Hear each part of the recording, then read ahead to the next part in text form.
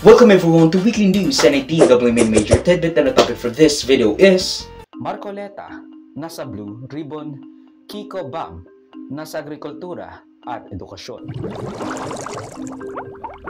Another Congress, another dollar, pero same shit, different day.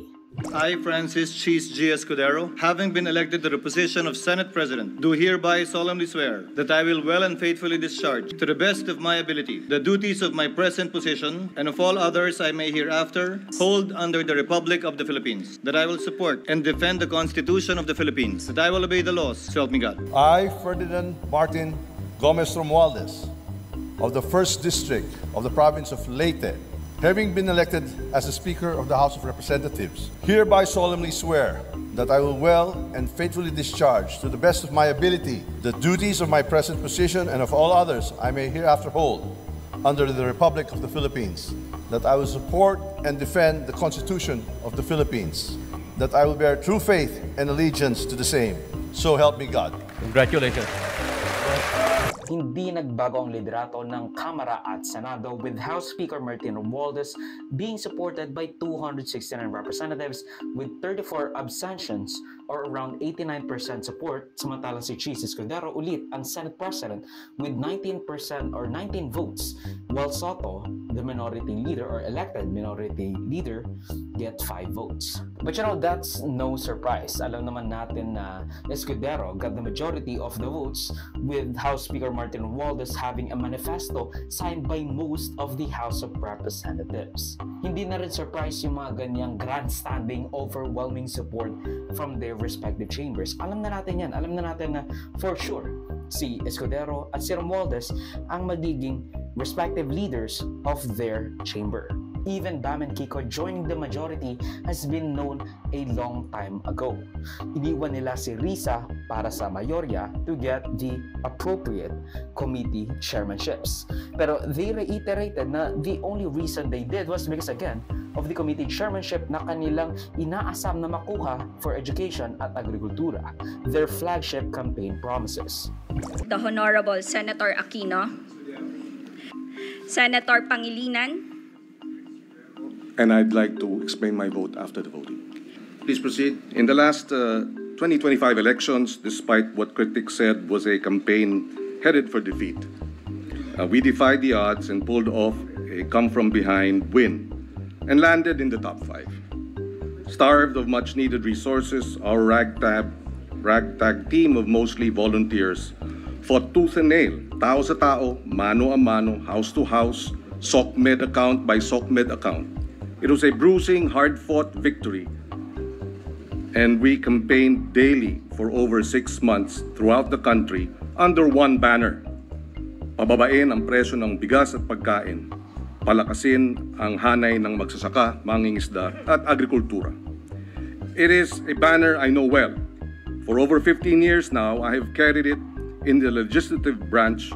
I carried it more forcefully in the executive department as Food Security Secretary, heading the critical agencies such as, and namely, National Food Authority, National Irrigation Administration, Philippine Coconut Authority, and the Fertilizer and Pesticide Authority.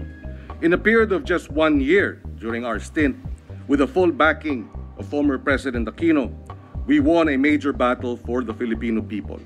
Panalo ang kababayan natin dahil natigil natin ang pagtaas ng presyo ng bigas at napababa pa ito ng hanggang 3 piso kada kilo sa loob lamang ng 1 taon. From 2014 to 2015, we brought down rice inflation nationwide from 15% to 0.8%, running after smugglers, hoarders, cleansing the bureaucracy and corruption in the NFA rice supply management, among others, that led to a savings of 7 billion pesos of government rice imports. By September 2015, we effectively managed rice prices, and nationwide inflation was at its lowest in 20 years. It is in this context that my decision to align with the majority and with the support of the majority of our colleagues secure the chairmanship of the Senate Agriculture Committee. We are facing our nation is facing a food crisis. And high prices of food have led to unprecedented hunger incidents, as well as unprecedented stunting among our children. I am not a political ally of the administration, but my 15 years experience in the agri and food sector, both in the legislative and executive branches, tells me that only if the executive and the legislative branches work together can we effectively bring down food prices and address hunger and food inflation. Nagawa na natin noon, at kung magbigay ng buong suporta ang ating Pangulo, magagawa natin ulit ngayon. Call it political trickery dahil politics is give and take.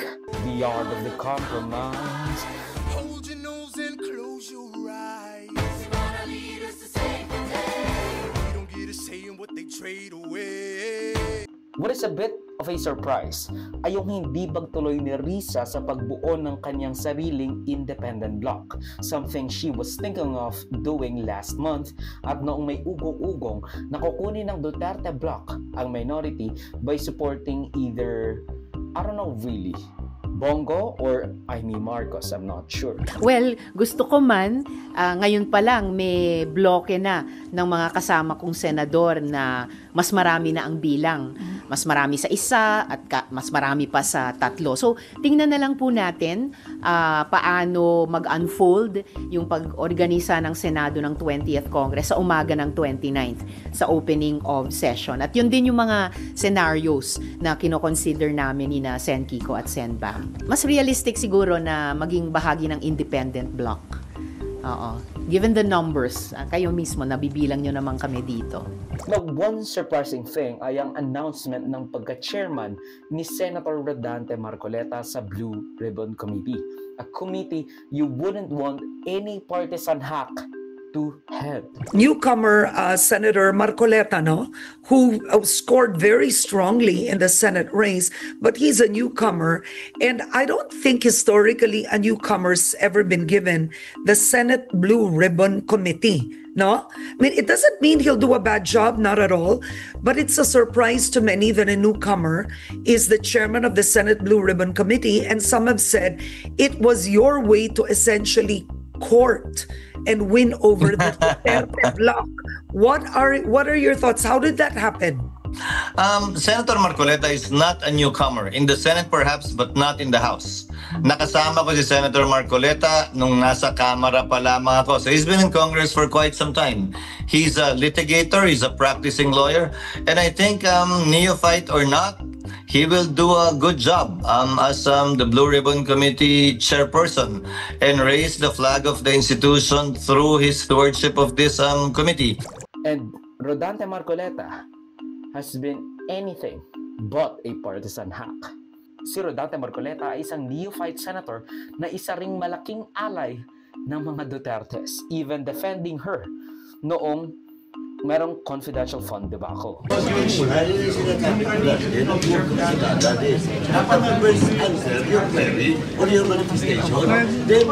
may Stirman ang tinatanong kung bira naman na never sasagot. The question is addressed to the chair. Why would the members answer that? They don't have the authority to speak. Ano naman yung pinagsasabi mo? Why the chairman? You may not like the person, you may not like her presence here, but you have to respect the office of the Vice President. That is all. Because that is guided by the tradition. Kahapon po, kagaya po na sinabi nila, wala nang pinagtanong sa office of the President, and that is correct. That is in line with that tradition. Ngayon po, kung ang tinatanong ko ngayon, are we discarding the tradition? And is this committee authorized to discard a well-kept tradition? O kaya nga, then why are we intending to ask questions na naman at pinatawag nyo na naman kung sino-sino? Now, he's vindictive, not one to shy away from the spotlight and what have you. Sinong agency ng government ang nag-empower sa ating mga kababayan para malaman nilang complications ng West Philippine Sea? Isipin po natin, Sarah, there is nothing as West Philippine Sea. Wala po yun. That is a creation by us. Sa totoo lang po, kahit nabasahin mo yung ating mapa or what, there is no West Philippine Sea. Ang West Philippine Sea Yun po yung area na kiniklaim natin, ito yung exclusive economic zone. The complications of the West Philippine Sea has not been explained to our people. Kaya po nagiging vulnerable tayong lahat eh. Ang sinasabi nila, inoccupy daw ng China ang ating territory. Sir, sa totoo lang po, if CICC and other agencies would cooperate with one another to empower our people, to educate them all, wala pong madideceive kahit ano pang gawin ng China. Kasi alam po na we are all claimants dito po sa panig ng South China Sea. He headed the killing of ABS-CBN's franchise dahil sa mga bogus claims at trumped-up charges. The violations, I think they were unable to unload the burden of proving to us that they are deserving to be granted anew with this special privilege. There are too many to be ignored. You are assuming that the franchise will be up to 2022. Paano kung meron ng binigyan ng gobyerno? Kanino ba bibigay yun? Anong franchise pa bibigay mo sa kanya? See? Yung franchise is a finite resource. Ina-allocate ng government yon. So, kunwari, meron ngayong magtatangka o makikiusap sa gobyerno, pwede po ba kaming mag-apply? Sabi niya ganun. At nakita naman natin na deserving naman, ano? At saka ngayon, siguro, this is an eye-opener siguro. Titingnan lahat yung... Ngayon lang naman nangyari talaga na binusisi lahat yung yung sections ng prangkisa. Dati kasi hindi masyadong tinitingnan yun. I'm not sure why. But I have to thank the Speaker, Alan Cayetano. Kasi siya naman ang nagbigay ng directive. Pinakamaganda siguro, sabi niya, na sige, busisiin na lang natin sa committee, balik ko na lang. You notice that he attempted to give ABS-CBN a provisional franchise. Ang nangyari lang kasi parang binaspas siya ng ABS-CBN o kaya ng mga kapanalig na para bang naging negative pa sa kanya yon. Kaya ang nangyari, sabi niya, o sige, gusto ko na nga tumulong sa inyo. Ganyan pa yung sinasabi ninyo sa akin. Ibalik natin sa committee. Ganun na nangyari. I won't cast doubt or dudungisan yung kaniyang kakayahan to head that kind of agency. Ang sinasabi ko lang, dapat may prinsipyo ang taong nandoon sa seat na iyon because they have a lot of power. Ang aking worry is gagawin itong kangaroo court o kaya na may political circus for the Dutertes and their allies. Yung kanyang worrying demagoguery at unfledging alliance to the flag of Davao rulers. Isa pa po siguro ang, ayaw ko lang, kung gusto niyo pong sagutin itong punto na ito, kasi doon sa tagpo ng matapos magsalita ang Pangulong Bongbong Marcos, aba naman paglabas ng pinto ng plenaryo, kayo po ang nabungaran ang sabi pa naman doon sa mga balita at yung kasama niyo po sa senador, yun daw pong Duterte Black, kasama daw po kayo doon, ay hindi pupunta doon sa zona ng Pangulo. Pero ano daw ba nangyari? Ba't nandun kayo? Mukhang ang Pangulong Bongbong pa po ay yumakap ata sa inyo at mukhang nag-abrisete pa sa inyo, Sen. Ano ba talaga nangyari?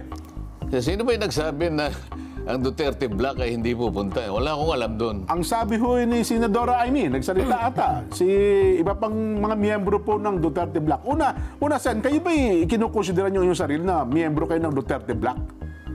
Hindi ako PDP laban Ayun, alam nyo naman na nung nangampanya ako, maski na nung 2022, adapted lang ako. Yun, opo. Kaya hindi ko alam kung bakit nila sinasabing Duterte Black ako. Opo. Napagkakamalang kasi tayo na Duterte Black. Kasi nga, nilalaban naman natin ang mga karapatan kahit sino. Nagkataon lang na ang karapatan naman ng mga Duterte, kailangan din nating ibigay yung due process para sa kanila. Napagkakamalan tayo na meron tayong kinikilingan. Hindi. Isama mo pa si Camille Villar sa Committee on Environment, Natural Resources, and Climate Change. Something to do with, anyong lupa and basically elemental change and, weather and stuff like that. from the family that allegedly does land grabbing farms like it's nobody's business. Only theirs, because it's a monopoly. So what can we do about these personally objectionable assignment? And I said that, it's my opinion, which is, we can't really do anything about it. Hindi naman natin mahiwalay ang politika at ang kanilang interest, because that's exactly why they won, because they have that interest, they have that business, they have that monopoly on power at capital. They won because they have the political machinery, because of said wealth. And I don't know if fair or square, pero they won. Ang video clip na ito ay galing sa aking series ng News Unworthy Recap. Check the entire videos for the complete weekly news recap and subscribe to the channel to be kept up to date sa mga local at global news na I'll make sure will be interesting to you. Particularly you, whatever your name is. Hindi ko alam, sorry. Salamat sa panonood mga kaparami. Like, subscribe, follow me like sa socials and avoid Joseph that will be linked down below. So susunod, of course. Paalam.